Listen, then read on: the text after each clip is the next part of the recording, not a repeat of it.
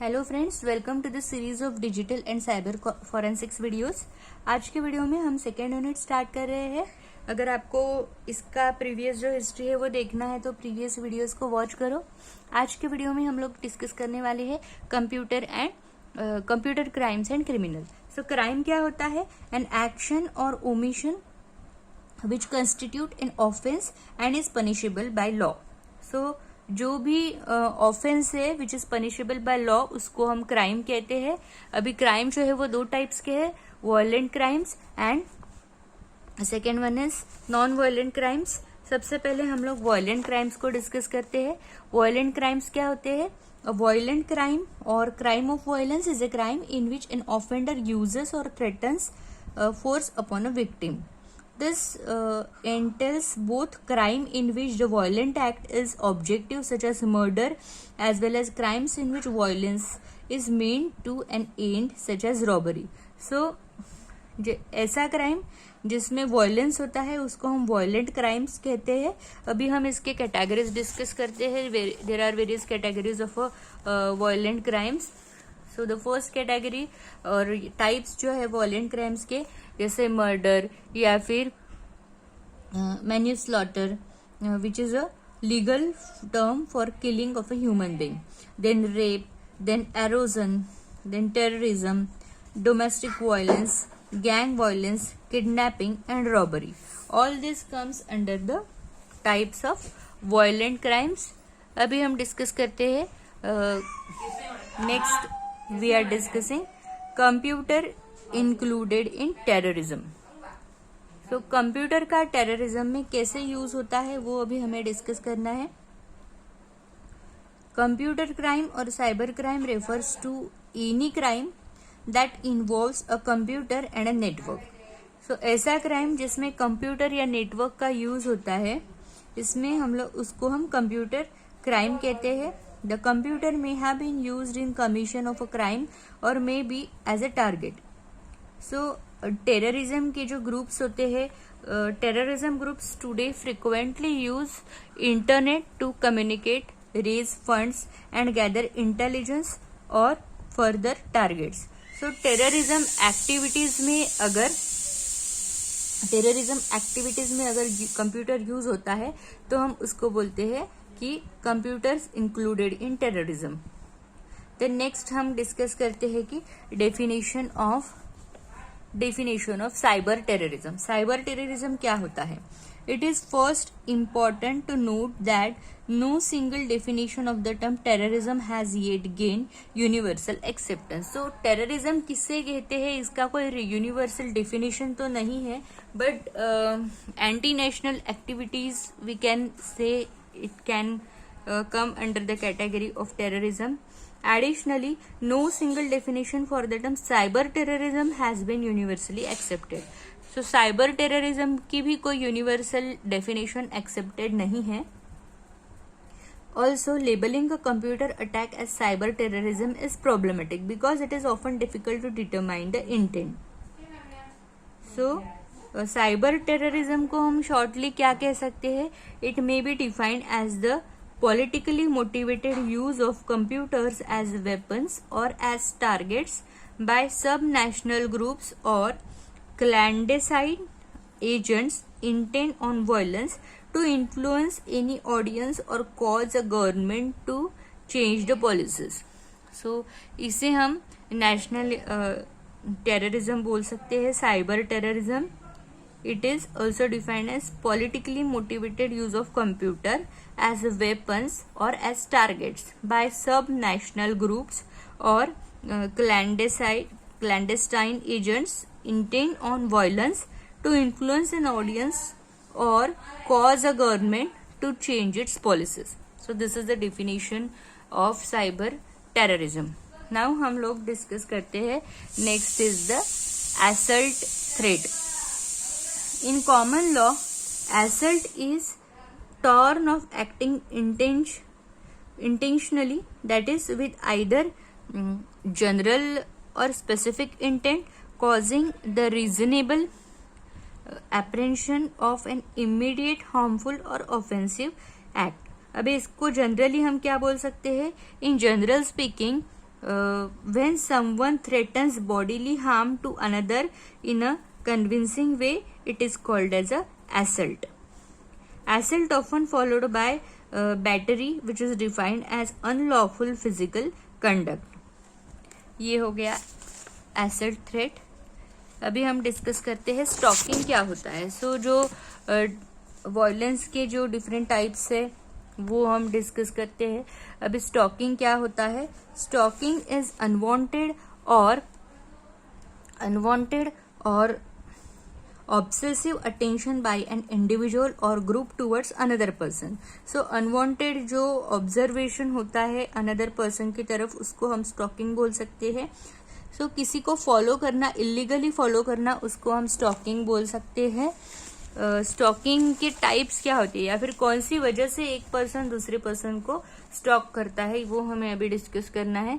सबसे पहले rejected stalkers pursue their victim in order to reverse correct और avenge a rejection. जैसे कोई रिजेक्शन है, डिवोर्स या फिर सेपरेशन या टर्मिनेशन ऑफ अगर रिलेशनशिप है, तो उसमें the other person what is going on in his life, वो देखने के लिए एक पर्सन दूसरे पर्सन को स्टॉक करता है.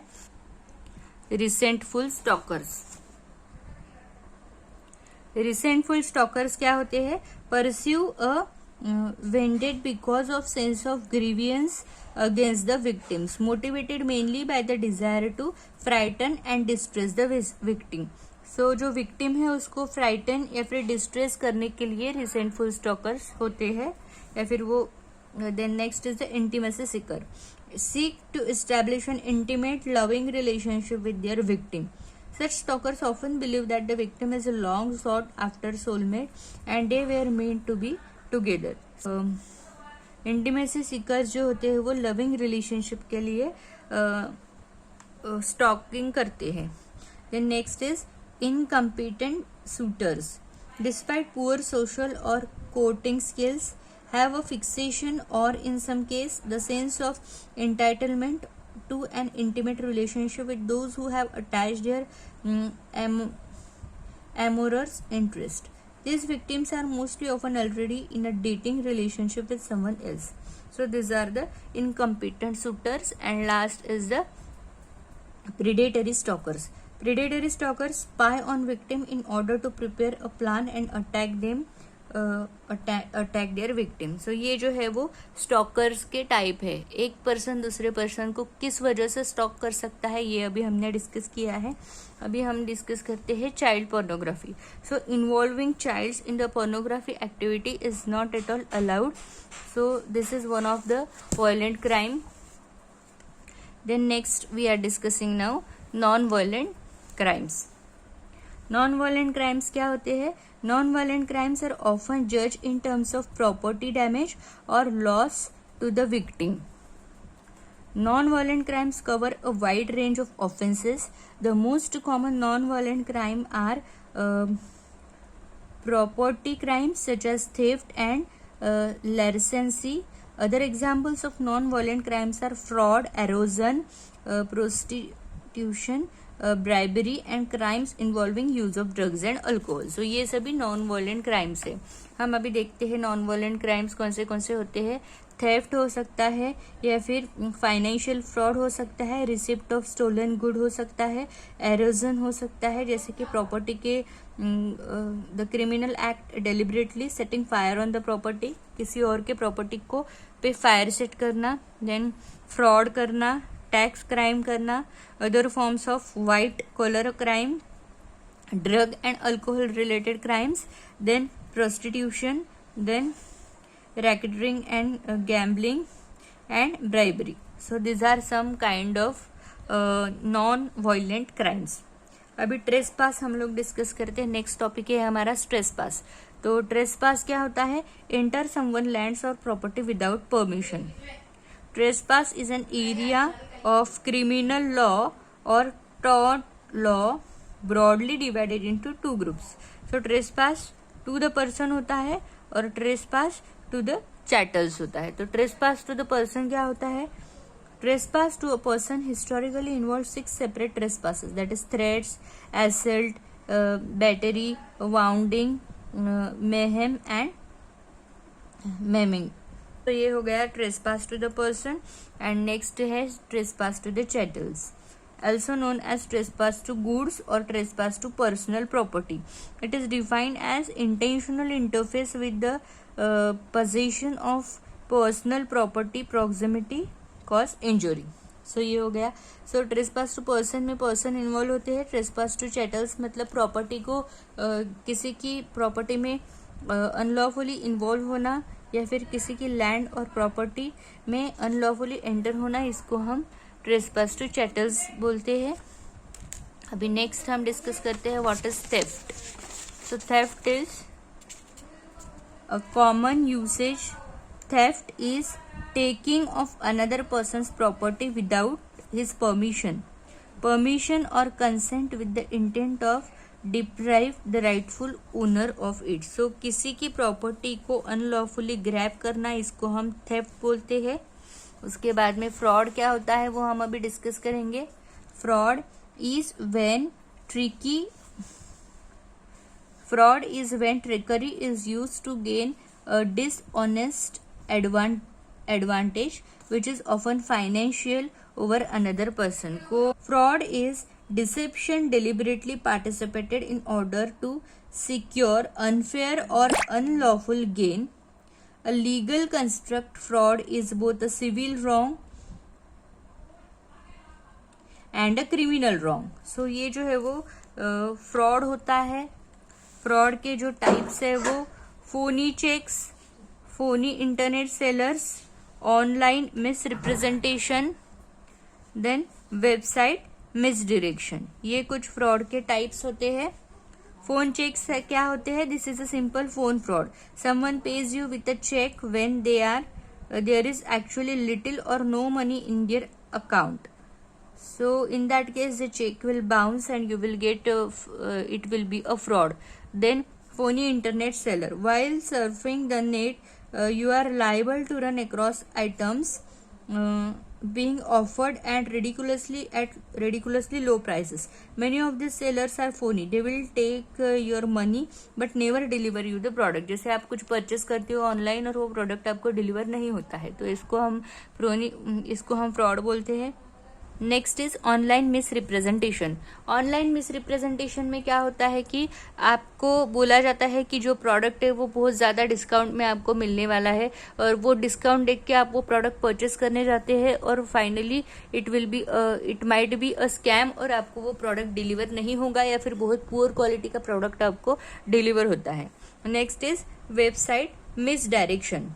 Even buying from a top retailer like Amazon.com or Overstock.com can be dangerous.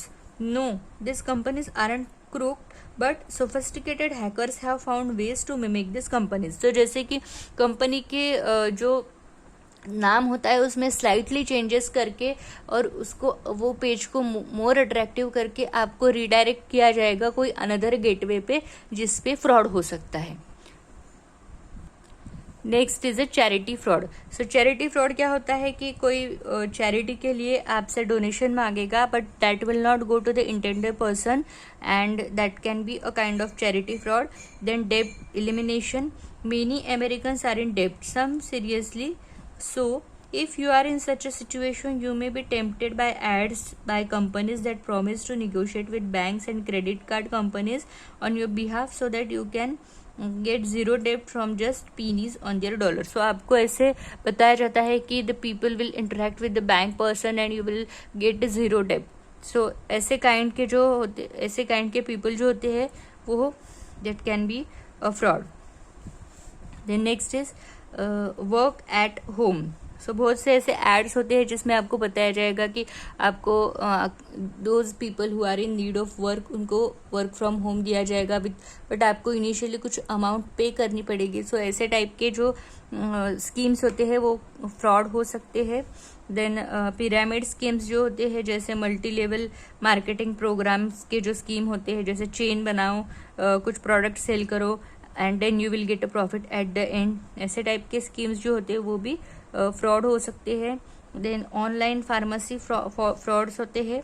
On any given day You will likely receive numerous spam emails advertising any number of prescriptions drugs at low prices. So आपको कम price में drugs मिलने के जो ads आते हैं वो भी frauds हो सकते हैं. Then identity theft. A fastest growing type of fraud is identity theft. It occurs when the fraudsters use credit card or bank account information to buy items and then charge them to you. The simplest way to protect you is to destroy recipients' bank card statements, credit card bills, etc. before throwing them in the trash.